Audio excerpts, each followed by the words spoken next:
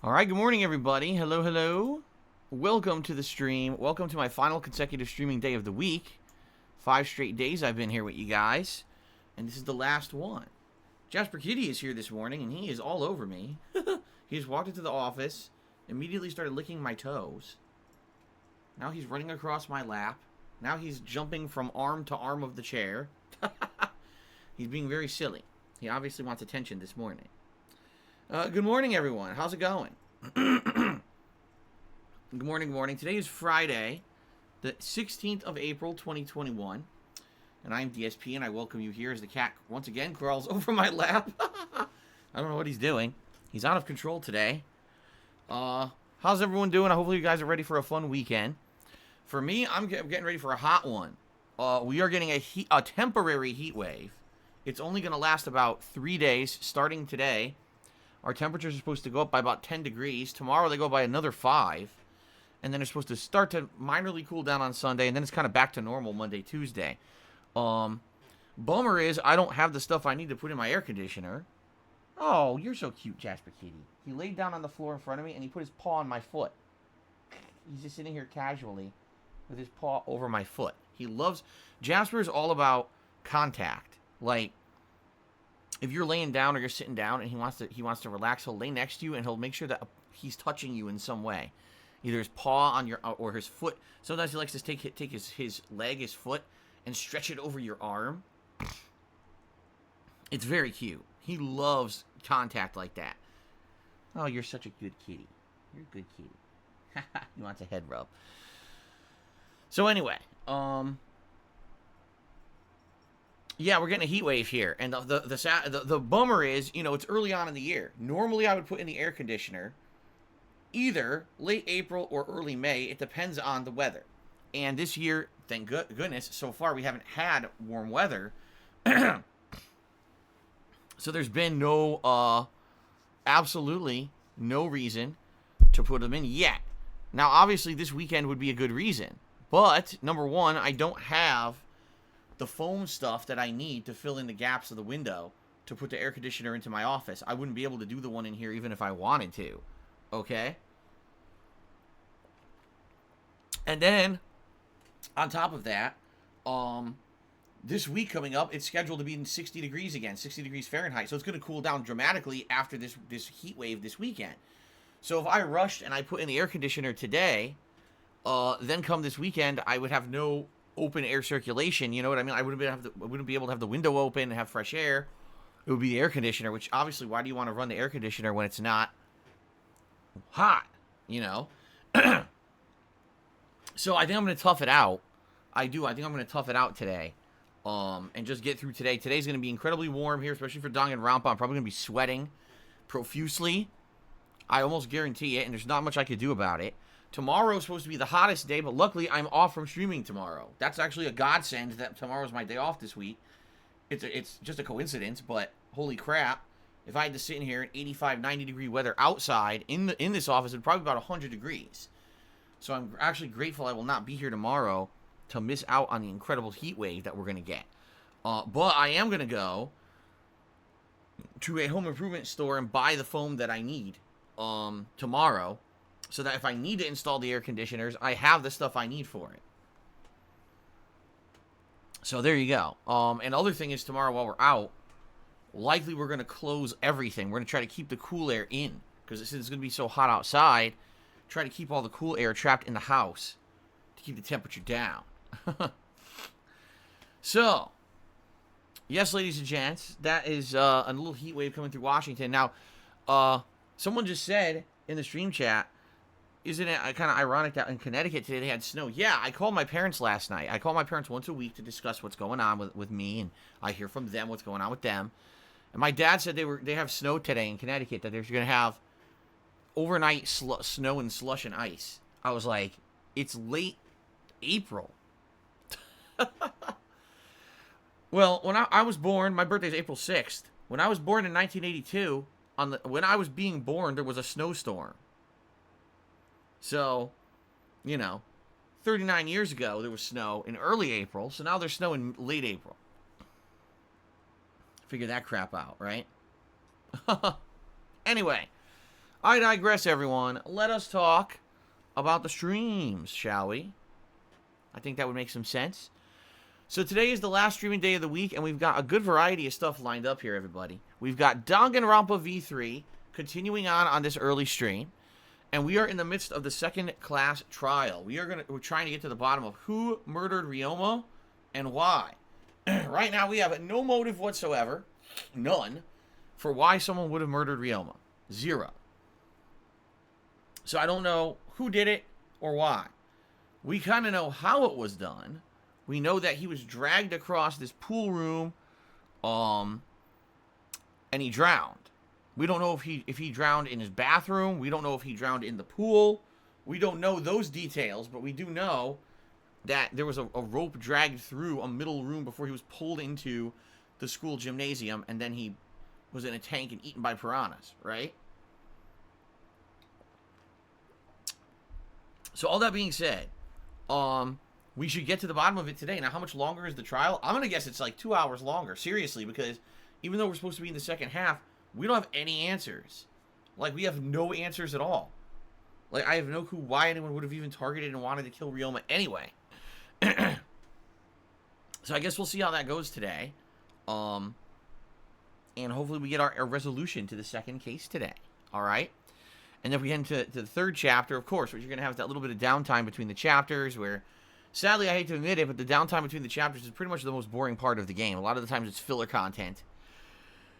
Oh, man, I hope it's not a lot of filler content. I hope that it jumps into action relatively quickly, but I guess we'll find out. Okay. Then later tonight on the late stream, it is my weekly throwback session of Street Fighter Fun. I'm excited for that. I always have fun playing Street Fighter with you guys. I know you guys really enjoy the weekly session that I do. That's at 6:45 p.m. later tonight, Pacific time. I am off from streaming tomorrow, as I've already mentioned. It's my day off. We've got quite a lot to do in our day off. Pet supplies, grocery shopping, etc. The usual stuff. When I return on Sunday, it will be a major stream of Call of Duty Black Ops Cold War. And this stream is different because the Shoddy Snipers is over. I'm no longer doing Shoddy Snipers. I'm now attempting to unlock the crossbow. To do that, you have to do 15 matches where you get one shot, one kill with a weapon with 0 attachments. So I'm probably going to take the sniper rifle I'm using and just remove all of the attachments. And then likely equip a secondary that's like kind of maybe an SMG or an assault rifle. So at least I have something for normal combat, but then when I get into a situation where maybe I can snipe, try to get that one shot, one kill, all right? So that's going to be Sunday's main gameplay stream, and then Sunday night will be Fall Guys, my weekly Fall Guys session, where I try to survive from elimination. On Monday, it'll be the continuation of Divinity 2 on the main gameplay stream, and then the late stream, excuse me, will be Genshin Impact. And then starting on Tuesday, we got MLB The Show 21, the brand new MLB game for this year. I've not played one in about 2 or 3 years. I can't remember if it was 2 or 3 years. But, yeah, I'm going to be doing MLB this year. We're going to start it off with a major stream on Tuesday, and then it's going to become a late-night chill stream, okay? So then the rest of the week will be a balance between the usual stuff. And here's the thing. On Friday, it's the release of Nier Replicant. So that's going to be a major playthrough. And then the week after that, we've got both Returnal and Pokemon Snap. So here's what's going to happen. All right, I'm going to focus on Divinity 2 and Danganronpa while I can. Once the new releases start to hit, those games are going to take the priority for the main gameplay streams. and we're going to cut back on the amount that I'm playing games like Divinity 2 and Danganronpa V3. Likely they'll become only night streams and maybe only played once a week. I will still continue to do things like my weekly Throwback Street Fighter session, my weekly Fall Guys session, and likely at this point now, probably one session of Call of Duty a week. It's going to be dramatically scaled back now from what I've been doing the last month or two. We're going to have way less of it because, you know, time permitting, I need to play the new games more, okay? So that's what's going to happen. So you're going to have Nier Replicant as well as Returnal and Pokemon Snap as the main streams that I rotate around. And then at night, you'll have Street Fighter, Fall Guys, Call of Duty, Divinity 2, MLB, and Danganronpa. So there you go. There you go. And that's going to take us into May. And, of course, in May, we got tons of new releases. A lot of stuff going on, man. So it's going to be a busy end of the month for sure. I hope you guys are finally ready for the new releases after a pretty slow couple of months here, where there's been pretty much next to nothing new. I know people are going to be excited. At the same time, you may end up being overwhelmed because there's so many new releases in a short window, right? Eternal Napalm, no. Genshin Impact is basically going to go on hiatus. It's always been a filler game regardless, and I really honestly don't know where I would even fit it. Seriously, just think about this. If I stream 6 days a week, my night streams are Danganronpa, Divinity, Street Fighter, Fall Guys, Call of Duty, and MLB. That's 6 night streams. That's 6 late night streams. I'm done. I have no time. You see? And if the day streams are all the new, there's just no time for this stuff. I don't want to put, for example, I don't want to put viewers' choice games like Divinity or Danganronpa permanently on hold. I don't think that would be very good. You see? I don't know. We got to think about it. Because I know I want to do MLB. We'll see how popular MLB becomes as a chill stream. Because it is going to be a 100% chill stream. Maybe what we'll do is we'll cut back. And I don't know. Fall Guys, maybe it's time to say goodbye to Fall Guys. Since I've been doing it weekly. And now it looks like we're going to have such limited time, right? Maybe it's time to finally say goodbye. It was a good filler game while it lasted. But, you know, maybe we have it right off to the sunset. Right? I don't know. We'll see what happens. Excuse me. And of course, I'm sorry. I do have allergies. Yes, the allergies bothering me today. My left sinus is completely swollen up. I got the drippage. I got all the gross shit. So, apologies in advance, but it is what it is. That's life, right? Okay. Anyway, we'll see what happens. Let's see what happens. We'll play it by ear. And eventually what will happen is we'll settle into late night streaming that makes sense, that you guys like. We'll see what become the more popular games to keep going. Okay? Alright. I'd also like to direct your attention to the top of the screen. Ladies and gentlemen, the sub goal for the month is 900 subs. We have been pretty stagnant. And what I mean by that is we've pretty much sat here around 820 subs for about a week. We were all the way up at my birthday celebration to 886 subs. We were literally 14 subs away from hitting the sub goal. Then I had a day off. And when I came back, we had lost 80 subs because the sub bomb had expired. Since then, we pretty much just hovered around 820 subs. Now, the sub goal for the month is, if we hit the sub goal here, 900 subs, we're doing a triple event. First, it's going to be a retro replay playthrough where you guys choose a game that I've already played from 2015 or earlier for me to do a modern version of, with live streaming, direct capture, etc. Number 2, I'm going to be doing a marathon launch event where when I first start that playthrough, instead of being a normal session, it'll be a marathon session where I play it like 7 hours. In addition to that, there will be a fun DSP Tries It that will take place during that event as well. Okay? So, it's a triple reward event.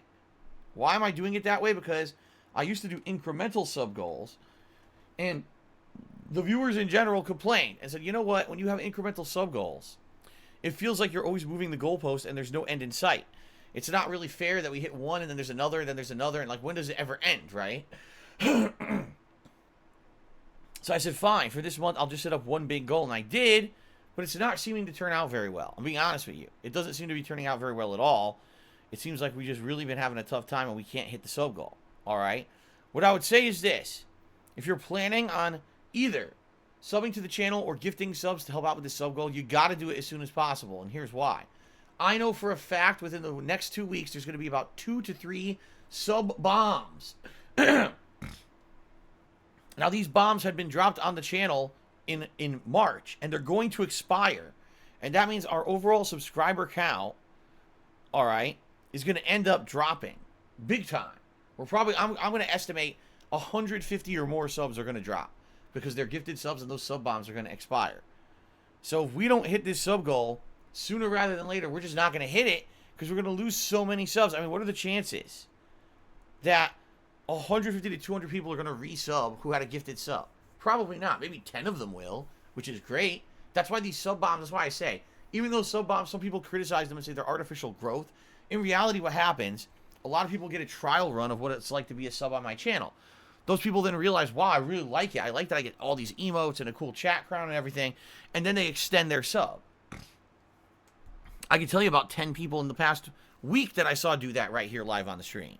So it definitely is a good thing. It not only does it help me in the short term, but in some cases people like the trial and they extend it, and so it helps me in the long term as well. Okay? So, ladies and gentlemen, that's the deal. Please consider subbing, or maybe you want to help out the channel by gifting some subs anonymously, dropping a sub bomb on the channel, and just helping out a bunch of random people. You could do that as well. Thank you in advance to anyone who does do that. Let's see if we could do it. All right? Good stuff. Okay. Very briefly, ladies and gentlemen, I'm an independent content creator. The reason that I continue to be able to do what I love for a living is because of you and your support during my live streams. Your cheering, subbing, and tipping are basically the way that I get paid. And when you cheer, sub, and tip, it helps me out tremendously, and I appreciate all of your contributions. Thank you so much to those who contribute on a regular basis to support the streams. FYI, we have some special rewards in effect for tipping today. If you raise $50 in tips, I'll put on my pair of Gunner glasses. If you raise $100 in tips, I'll put on a vest of your choice. However, today, I do have to make an executive decision because it is going to be so hot today here in Washington, and I don't have the air conditioner. There's no way I could wear the platinum vest. I would sweat profusely to the point where I'm not going to put myself in a health risk, all right? But the other vests are eligible, including the beige, the blue, the red, the camo, and the new denim vest. All of those are available today, but I cannot put my health at risk with how hot it's scheduled to be here today in the afternoon. I'm sorry, I just can't do it, okay? Sound good? All right, so please consider contributing to the channel. In advance, I'd like to say thank you and understand that it's not mandatory nor expected that anyone does, but it's tremendous that you guys do and you allow me to do continue to do what I love for a living. I don't have any sponsorships. I don't have any contracts with the company to turn on a stream and make a ton of money like a lot of these top streamers do. Instead, I do rely on your support during the streams, and I thank you so much that you do support the streams as well as you do. If you are a regular to the streams, I urge that, number one, you shut off your open DMs here on Twitch, because that just leads to online harassment. You can either shut them off or just make it so people only on your friends list can actually send you a DM. Or number two, I also recommend that if you're a frequent chatter here on Twitch, do not use a name here on Twitch that you use on other accounts and or social media other places. If people end up not liking you for some reason here, they can go harass you in other places if they know your name, and if it's the same name, it makes it very easy for them to figure that out, you see?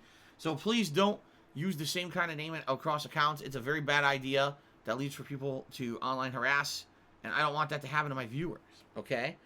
If you're going to tip me today, which, by the way, tipping does help me tremendously, please make a verified PayPal account. That means that you actually link your real-life information to your PayPal account. The reason that I'm asking for that is very simple. That way, I know that you are real and you're not trying to commit fraud with a stolen credit card. I had a tremendous amount of fraud committed against me over the fall, resulting in tons of fees, as well as basically kicking my PayPal account into a very negative status that took a while to get out of.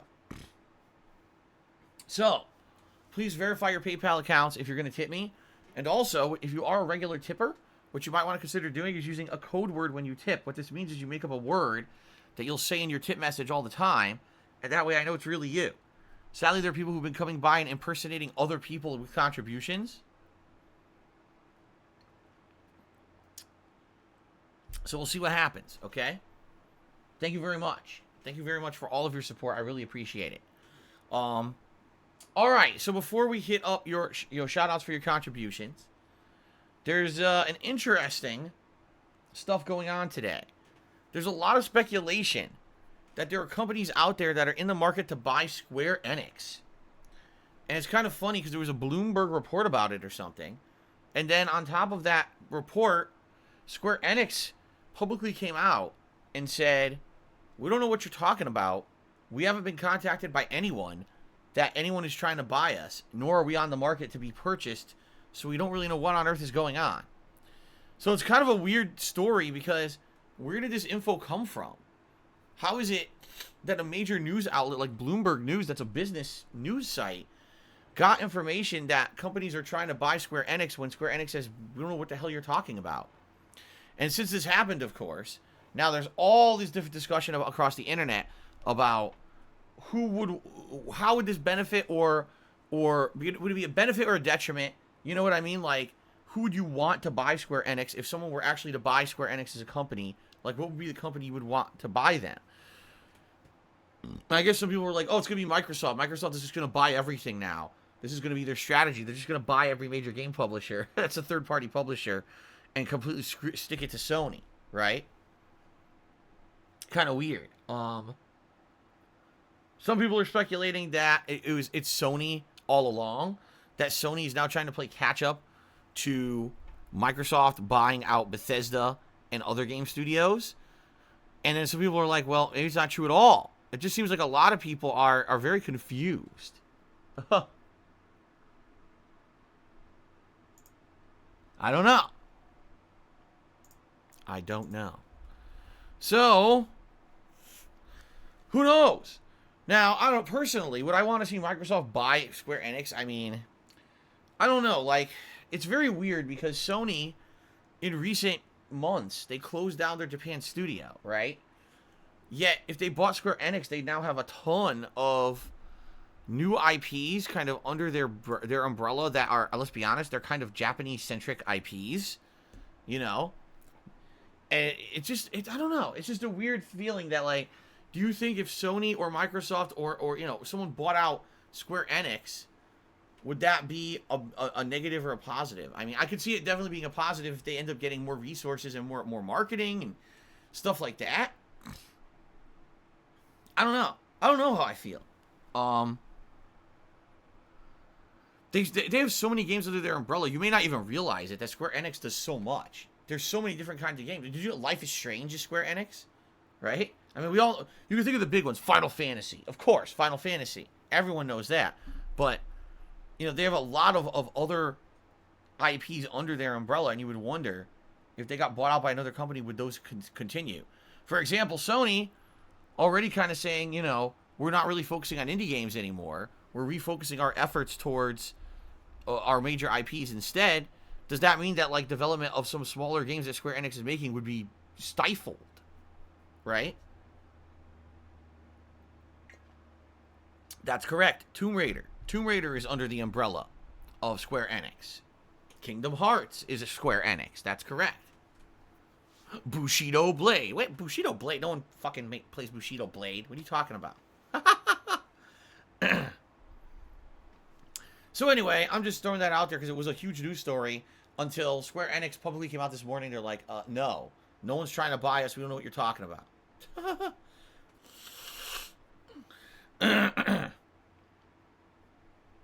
Okay. Outside of that, there hasn't been too much else going on in gaming news besides yesterday's big Resident Evil press event announcement. And at that point, I talked about my thoughts about this whole Resident Evil demo thing. Personally, I feel this is it's pretty messed up, what's going on with this demo. I don't understand, number one, why is the demo exclusively on PlayStation consoles and not Microsoft until May 1st? That doesn't make sense. Why do we have demo exclusivity? Right? Like, what's the point of that? And then on top of that, having the demo be limited time only for an 8-hour period, only one day, and then it closes down. Like, what is that? When have you ever heard of a company saying, we want to release a demo to hype up our game release that's coming out in about a month? Oh, but if you want to play the demo, you have to own a certain console, and you have to be able to play it within an 8-hour window. If not, you got to wait 2 weeks. Like, what? That's so confusing. I don't know. That's very odd to me. Now, I was talking with my wife about it yesterday, actually.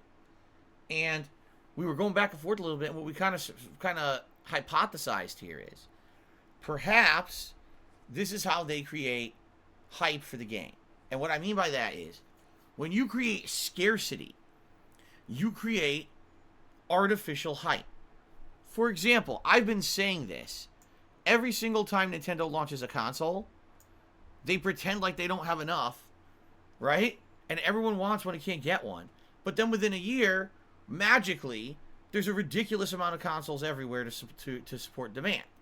If Nintendo was going to sell a new console, obviously what they should do is make enough at launch to have enough to sell to the people who want it.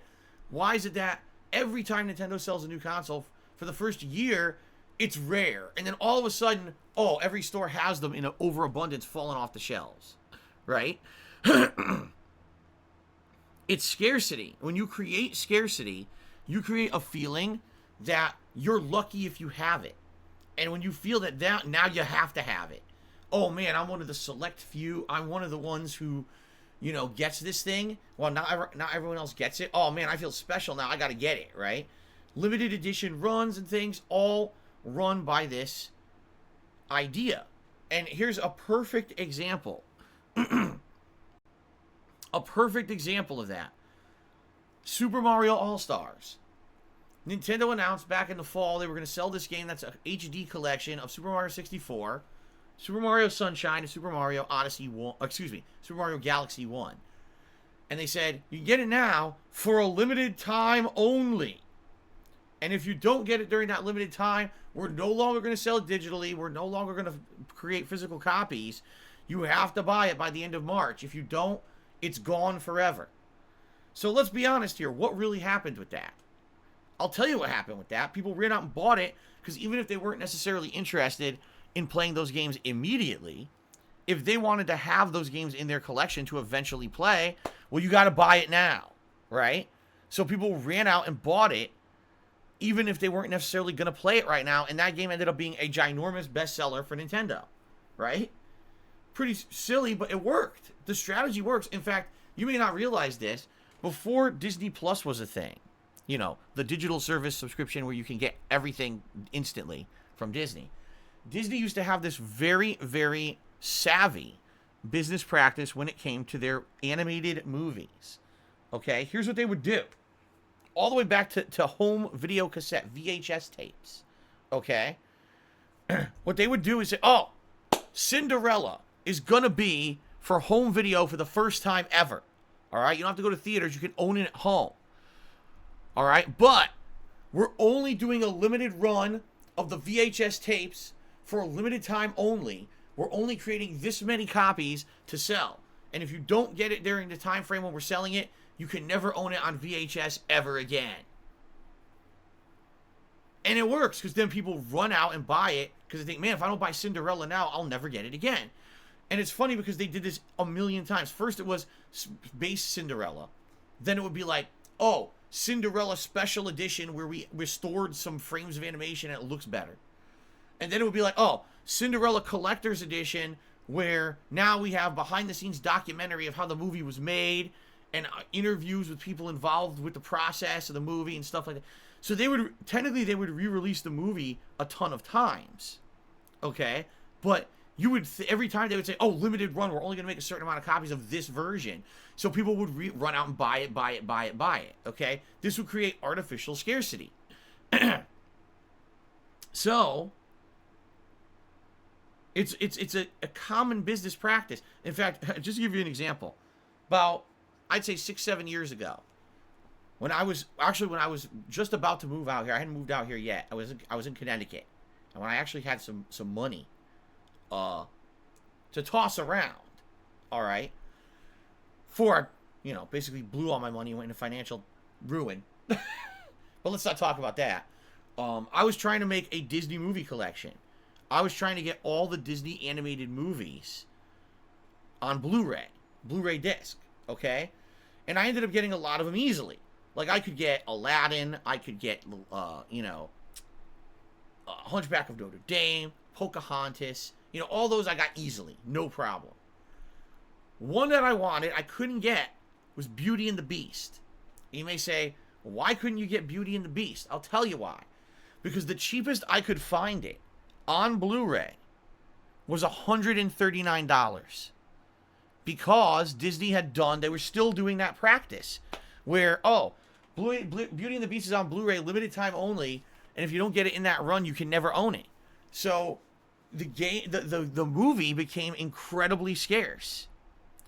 And if you wanted to buy it, you had to buy one of the few copies that were still available, and people jacked up the prices because they said, oh, it's the law of supply and demand. You see? So, I don't own Animated Beauty and the Beast. I wasn't going to pay $139 for it. That's ludicrous, right? I'm going to be an idiot. Well, now, I'm glad I didn't spend that on it because I don't need it anyway, because now you get everything on Disney Plus for a subscription fee of what? $15 a month?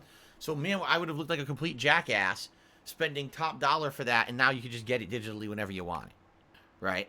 But the point I'm making here is, this business practice has been around for a very, very long time.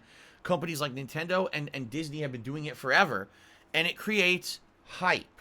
It creates artificial hype, but it's still hype nonetheless. And this hype gets people interested in something because they feel like you're special or you're part of an exclusive group that will have access to something when others won't. You see? So because of that, I think that's why Capcom is going about this Resident Evil 8 Village demo the way they are. So for those who don't know, here's how it's happening. If you own a PlayStation 4 or 5, okay, you could download, there's 2 demos to download. One's Village and one's Castle. So each demo takes place in a different place in the game, okay? Likely these demos will be just as short as the last one.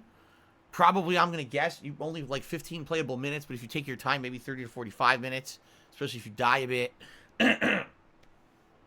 But the thing is, you can only get them on PlayStation 4 and 5, not available on Microsoft consoles or PC or anything like that.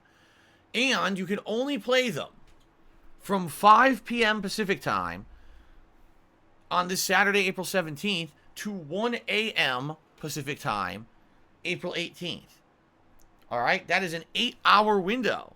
That's it. 8 hours to play the demo. Once the 8 hours expire, you can no longer boot up that demo. It doesn't work anymore.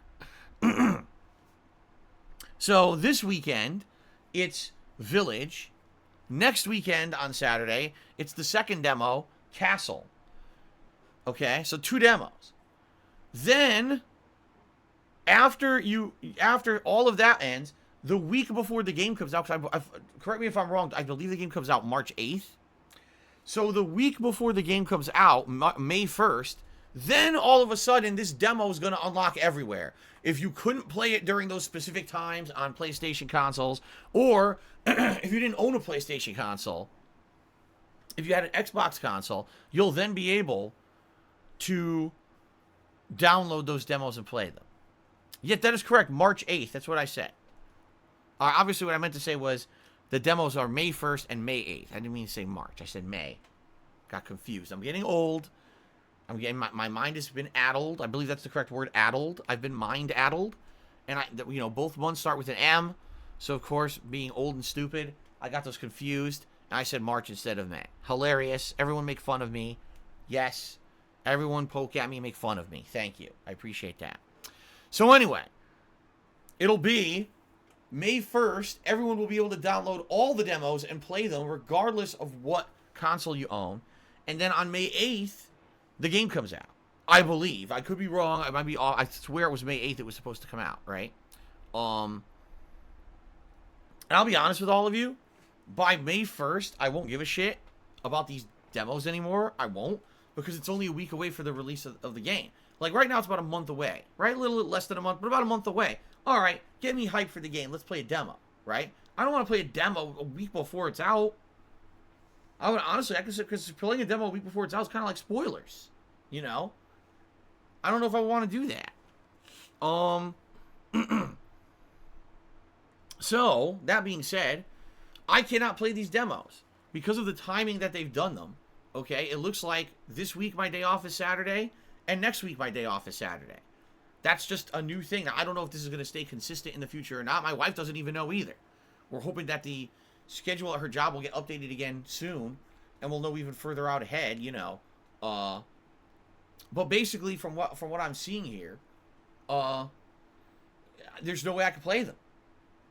I'm not going to be here on Saturdays. That's my one day a week to not be here.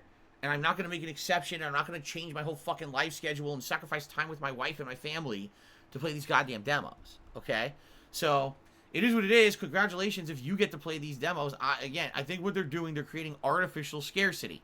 since you can only play it on PlayStation, since you can only play it during a certain time period, they're trying to get everyone to play and stream these demos at exactly the same time to flood Twitch and say, oh, look, the #1 game streamed on Twitch is the demo of Resident Evil 8, and everyone's excited for it.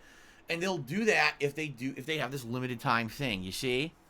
So, artificial scarcity.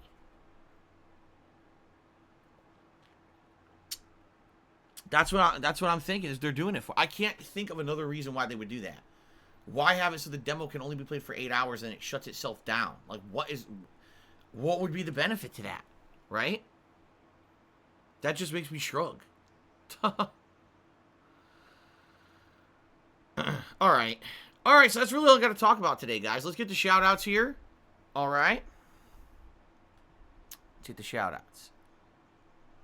Oh, really? Golden Colt says, presumably, the demo itself has a hard time limit as you're playing it, and there's no ability to restart the clock, so there's even more scarcity built into the demo, because if you, like, you know, you fuck up and take too long, then you don't even finish the demo. What is going on? What asshole at Capcom designed this shit? This is, like, a major pain in the ass. Okay. Anyway, guys, let's get the shout-outs. We start off today with a cheer from That Beaver Eats Taco Bell, who cheered and said, it's hard to engage because I don't do anything different. So I'll ask you, what are your favorite hobbies? I have no idea what the hell that meant, but what are my favorite hobbies? Well, I used to really enjoy movies. I used to really enjoy watching a variety of movies every year. I would try to watch all the top movies and everything. But, you know, my life, admittedly, has changed a lot in the last few years. I don't get a lot of free time to do that anymore. When I'm with my wife, we like to relax and watch a few television shows together. There's this food show that we watch. It's like popular foods from different cultural regions. We've been watching that one a lot. Or we listen to nice relaxing music together. We play with Jasper a lot when we have the time. So I don't really have time to sit around and watch television that much, or excuse me, movies that much anymore. My hobbies are basically hanging out with my family, because my work is playing video games all day. It's very weird, because most people say, all right, my work is a job that I sit 9 to 5, or, you know, I go and I punch a clock. I don't really like it. And I come home and my hobbies are video games. Well, video games technically is my hobby, but it's my job. So technically you wouldn't call it my hobby, right? You'd say it's my job. It's how I make a living. So then my hobby is actually being able to spend time with my family outside of my job. You see, it's very weird. It's hard to explain. I just don't have a lot of time to do anything else. Like, it's not like hobbies are for people who have like a ton of free time outside of their work. So they need time. They need something to fill that time, right? Outside of my work, I try to spend as much time with my wife and my cat as I can, because that's the only time I get. You know, I'm here in front of you guys for so often, streaming, that I try to focus in on not gaming when I'm away from this. So I don't have a lot of time anymore to focus in on movies or television. I can tell you this. Recently, I watched a few things. I watched, I've been watching, it's funny, since I started playing Danganronpa, because Danganronpa is this big murder mystery, I've been watching murder mysteries. I watched a bunch of Sherlock Holmes movies that have, like, British actors in them and stuff. Not the modern ones with Robert Downey Jr., but the old ones from the 80s and stuff. You know, classic Sherlock Holmes movies.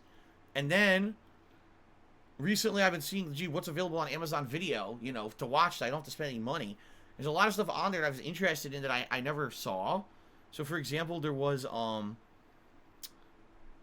Creepshow. As you guys know, I like the movies Creepshow. I've referenced them on my streams many times over the years. They had a television series called Creepshow the Series, and it was a 6-episode horror anthology, and I just watched that, and I really liked it. It had effects from, like, the 1980s. It did. It had, like, all these puppet effects and things from horror movies like the 1980s. It was really well done. I was like, damn, that was a really good show. And then now I'm watching, what the hell was it? What's it called? I'm having a brain fart. Have I ever seen a Jackie Chan City Hunter movie? I don't think I did, no. I don't think so. Well, anyway, the point that I'm making, alright? The point that I'm making is, I don't get a lot of free time, and when I do, I watch stuff every once in a while, but it's not really often enough for me to call it a hobby, I wouldn't say. You know, one of my hobbies used to be pro wrestling. I used to watch a ton of pro wrestling, and I completely dropped it a year ago, and I never went back to it. That's why you'll hear people constantly referencing pro wrestling on my streams, because I used to be a big part of my life. I used to do a pro wrestling commentary show that ran like 3-4 years. Every week I would do pro wrestling commentary until I gave it up back in 2014 when I moved. So I understand why there are people who, talk about pro wrestling and stuff like that, but it really isn't my hobby anymore because I haven't watched it in a year. I just follow it on Twitter, so I still know what's going on with it, but I don't actually watch the product. All right, so there you go. And so that was from That Beaver Eats Taco Bell. However, there's a bigger cheer coming up, so I'll wait to update the leaderboard. Phantasy Star PG cheers. So with Resident Evil 8 hype starting up, I want to ask, what do you think of Capcom's microtransaction practices adding DLC cheats to its games? Resident Evil 7 had coins that you could buy in-game or with real money, and you could level up faster. And in DMC 5 and Resident Evil remakes, there's unlimited ammo DLCs that you can buy. I get if someone doesn't have a lot of time for gaming, this is great, but should the cheats be allowed on higher difficulties to platinum a game? Yes. Platinum trophies mean nothing, and for single-player games, it means nothing. It doesn't. It means nothing. Who cares? If someone wants a crutch to beat a single-player game, then let them. I've never really been a fan of the get good mentality. I haven't. I've never been a fan of that. I understand that there's some games that innately are designed to be difficult. Any of the From Software games, for example, right? Demon's Souls, Bloodborne, Sekiro. I understand that they're going for something that's like ultimate challenge, but also ultimate reward if you proceed and succeed, right? But it's a single player game, so I don't understand. It's one thing if it was a competitive game and you could pay to win, pay to get things other people can't get, or get cosmetics, right, that makes things look so ridiculous that they actually hinder competitive play. Like, I actually feel some of the outfits in Street Fighter V are so visually intrusive that they hurt competitive play because they look so crazy stupid, they distract you. I don't like that. I think the game they went over the top with that to make money, which they did. They're money grubbing assholes.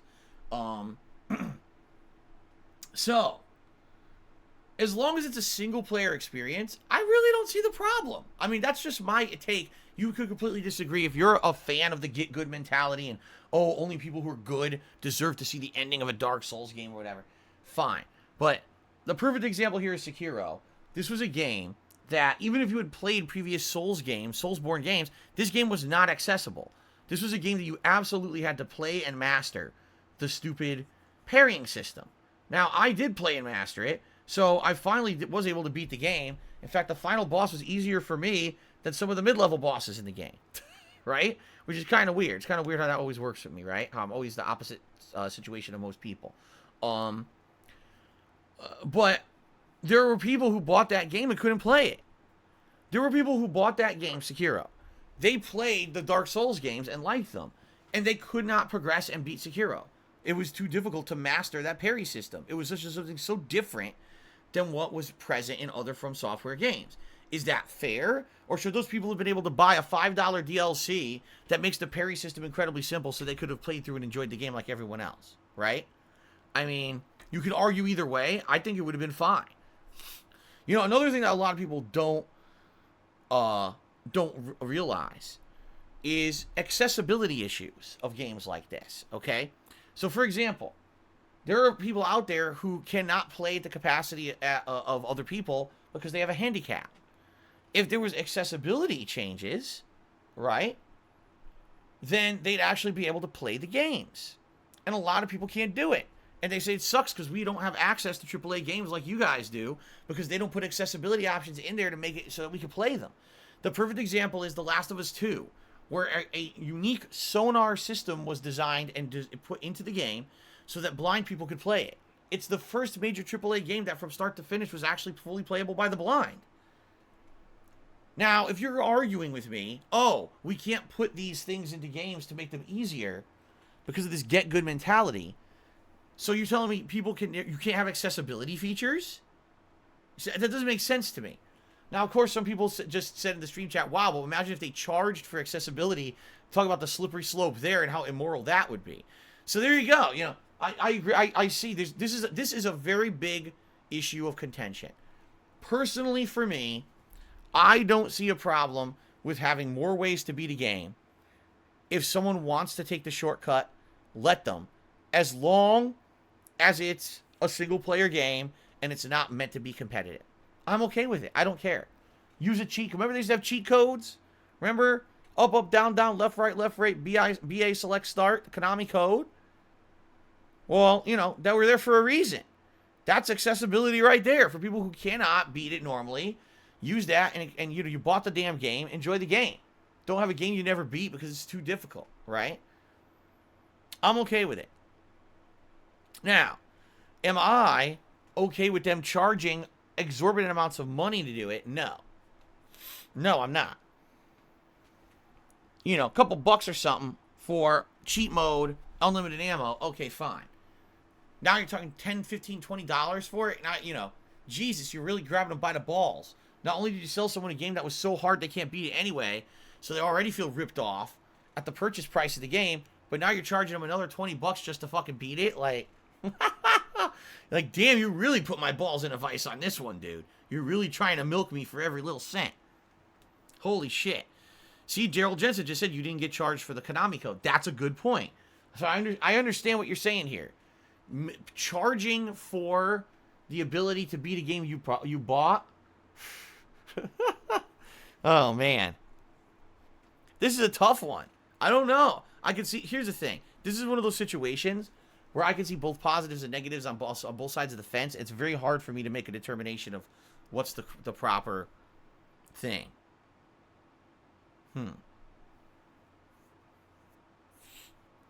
All right. Here's what I'm going to make it. I'm going to be a man. And I'm going to actually make it. I'm going to tell you my determining opinion.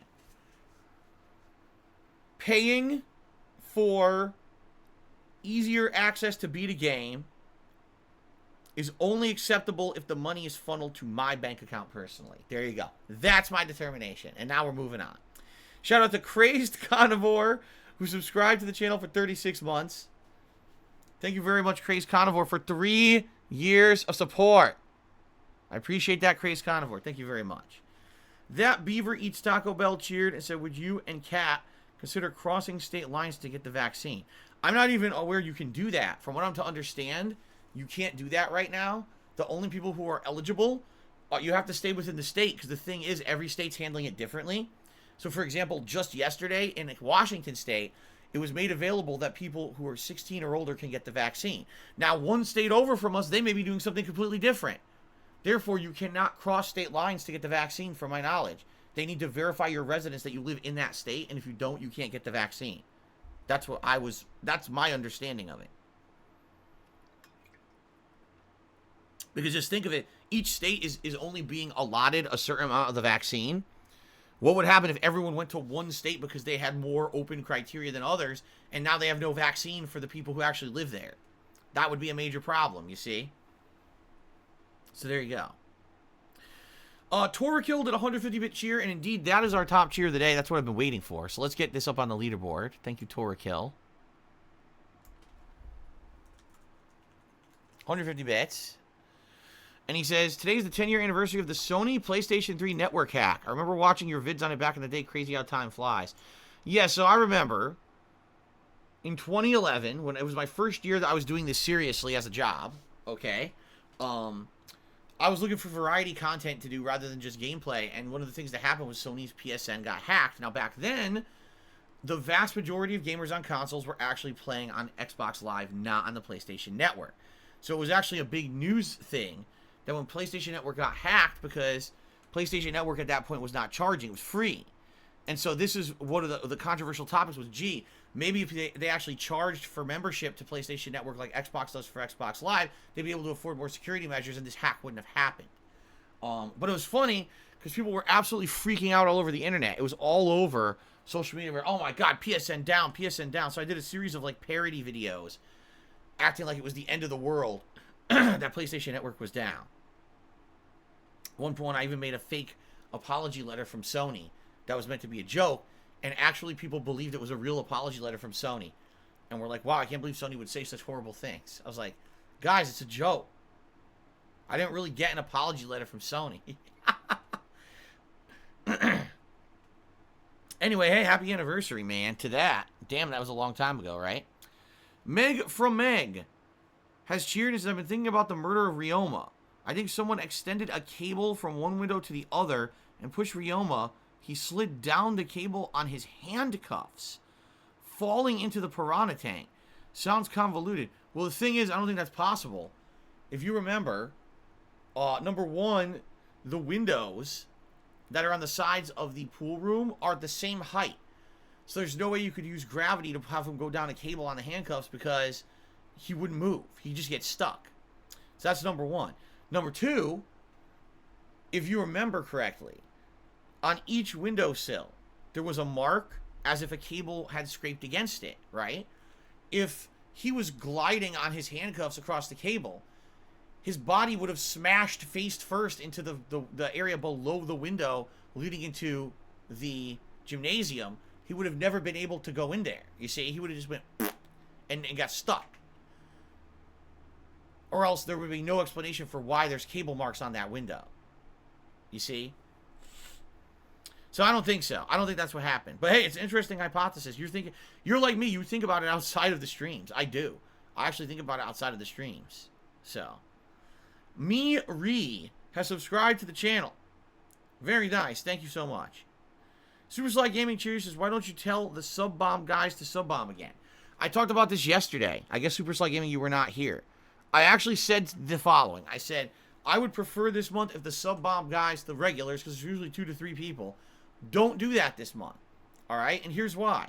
I feel that sadly, there's people who take it for granted that these guys are just going to swoop in like superheroes and save the day by dropping sub bombs last minute and having us hit the sub's goal.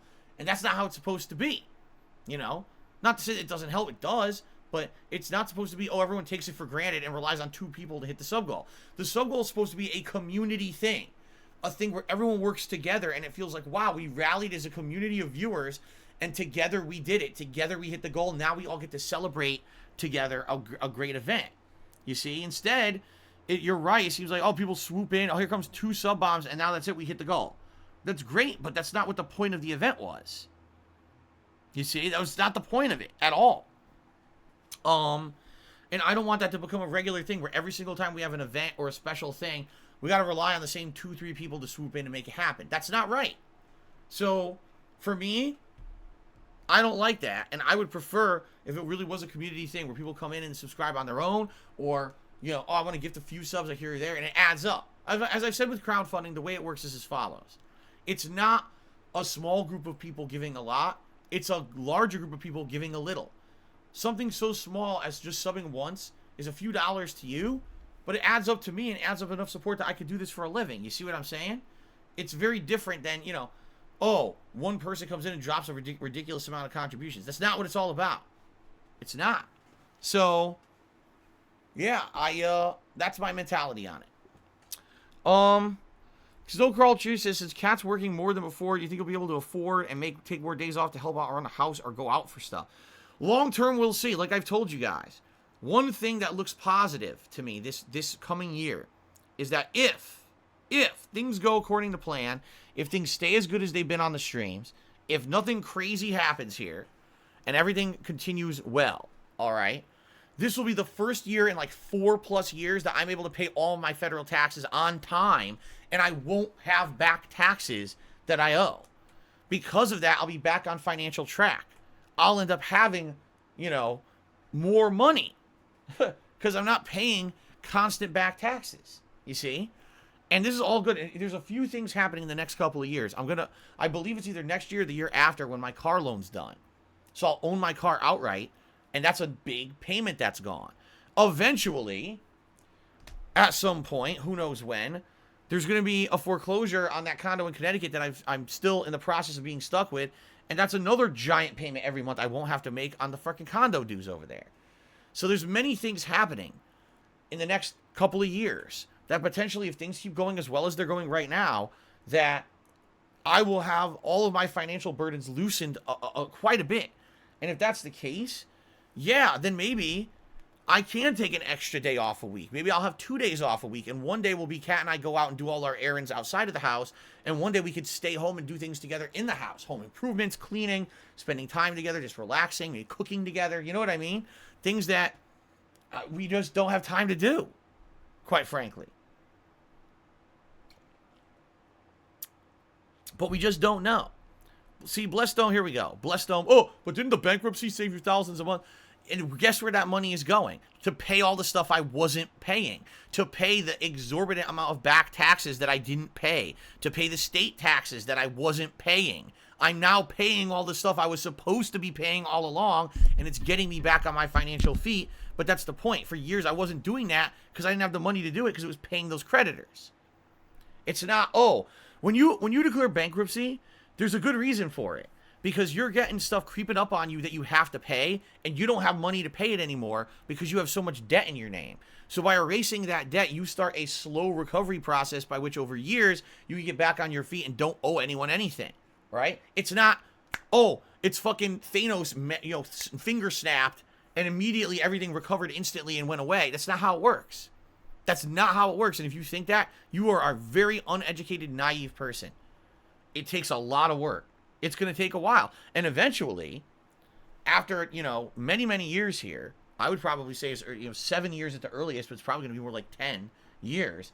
Once I get credit back, I will likely have tons of equity in this home where I'll be able to do things like maybe remortgage my house or whatever. And then I'll be able to use my equity to do home improvements and do things I've always wanted to do. But that's a decade away. That's a long ways off. So, what I would say is this. Stop fucking getting into my personal fucking business when you don't know shit. You sound like an idiot because you are. You don't know anything about the process. All you do is listen to a bunch of morons on the internet who all make up conspiracy theories, and you don't even understand how any of it fucking works. Really dumb. Anyway, let's continue. Ghost of Hyrule is our first tipper of the day. Says the Shonen Jump did not have an ending song. Cracks me up every time. Have a good weekend. Thank you very much to Ghost of Hyrule for that. Our first tip of the day. Excuse me.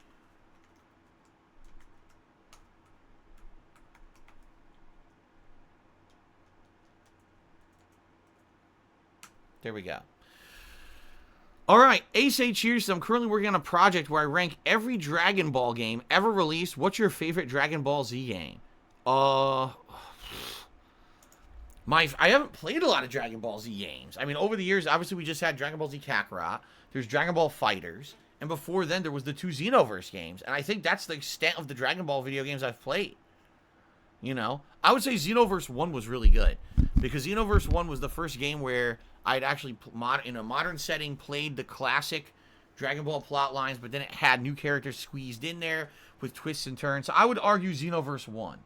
Xenoverse 2 I felt was way too similar to the first one. I didn't like it that much. So there you go.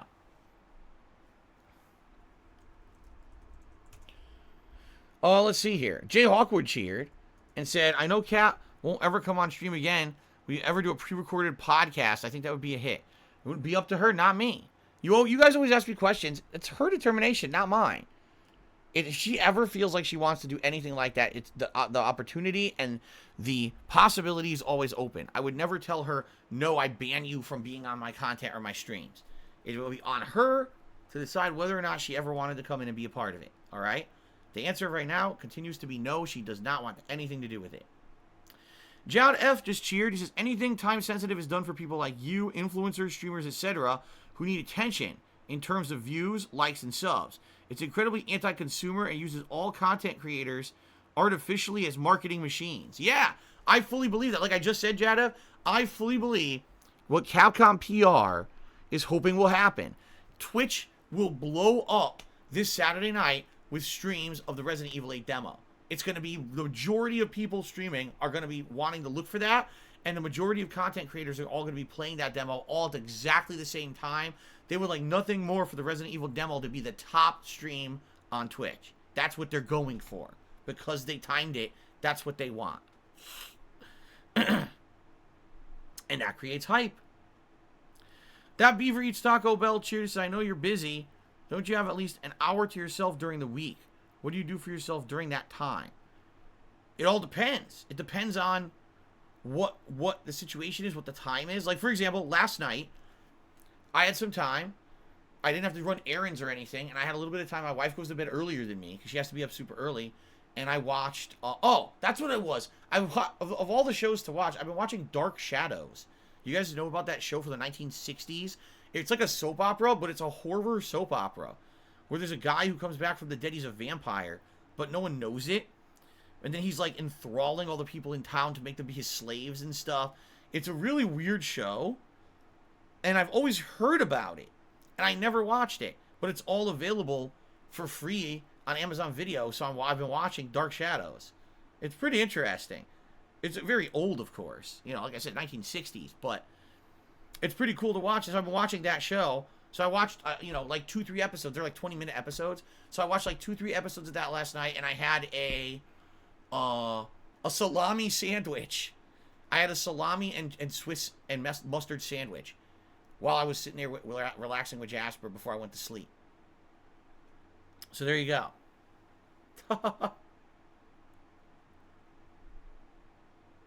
Okay. The Patriarchy tipped me $50 and says, class trial. Very nice, Patriarchy. It's good to see you. I know Patriarchy has really been enjoying the Danganronpa playthrough. And I appreciate that he's been supporting it a lot when I stream this game. So thank you, Patriarchy. Obviously, that jumps us all the way up to $51 in tips, so we've halfway to our tips goal for the day. Very nice. Thank you, Patriarchy. Jackie and Dunlap cheered and said, the hummingbirds continue to rain from the sky. We're rigging them up in piles and have already filled 17 55-gallon drums with dead hummingbirds. The town elders fear we've caused a massive genocidal extinction level event. There you go. Snow Carl cheered and says, why play a game if there's no difficulty at all? If you don't have to use your brain or skills to beat something, read a book. I understand what you're saying. Like, that's what a lot of people say about visual novel games. They actually say, that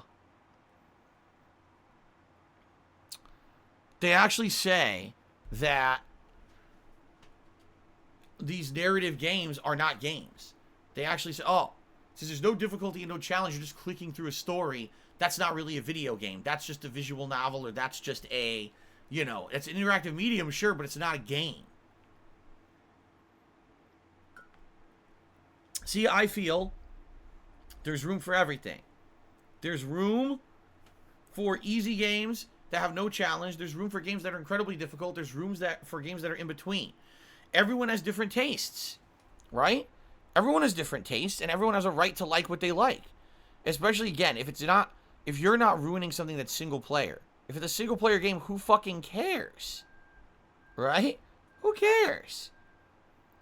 But that's my mentality, that's my belief, and some people disagree with me profusely. Shout out to QP1857 who subscribed to the channel for 3 months. Thank you, QP, for the resale. That Beaver Eats Taco Bell cheers said, use a fake ID, no one will care. Alright, I'm just getting ridiculous. I'm not even going to fucking entertain this. Yes, go across state lines with fake IDs. This is sounding more and more safe and kosher and a good idea. Yeah, right. Okay. Dcash 2012 tipped me $1.30. Says there's an indie game coming out for Switch later this year called Road 96. It'll have 148,000 different pathways the game can take, so no playthrough is the same. Would you ever consider checking it out? I don't know.